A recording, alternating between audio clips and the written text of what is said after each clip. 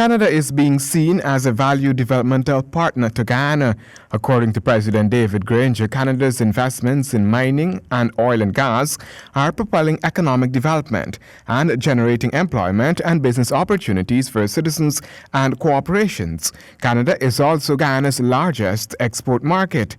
Canada has provided assistance to Guyana in a wide range of fields, including education, the environment and climate resilience, indigenous peoples development, governance, justice administration, public administration, private sector development, social development, and of course, support for the National Assembly. The president told too of how Canada has been a leader in the global efforts to mitigate the adverse effects of climate change. It continues to provide support to small states seeking to build greater environmental resilience. The recently launched Canada Caribbean Resilience Facility project will assist 9 Caribbean countries, including Guyana, to build capacity for disaster management and response. Guyana is in transition to becoming a green state, one that will place emphasis on the protection of our environment, the preservation of our biodiversity, the promotion of renewable energy, and the adoption of practical measures to ensure climate adaptation.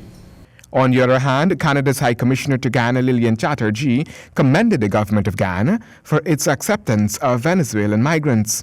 It speaks to your compassion, Your Excellency, to accept people escaping harsh conditions when that country's government is in a territorial dispute with you.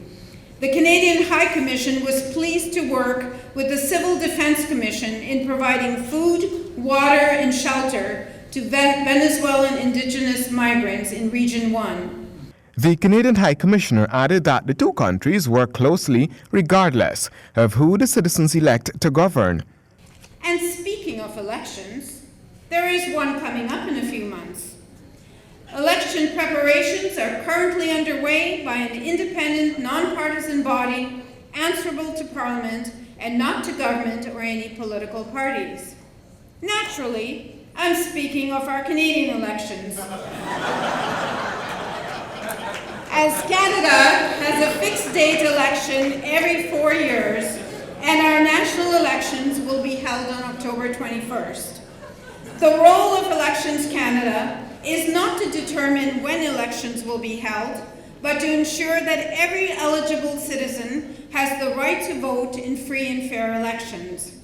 The Observance Canada Day 2019 at the Marriott Hotel. Guyana and Canada established formal diplomatic ties in May 1966. Handel Duncan H, GP Nightly News.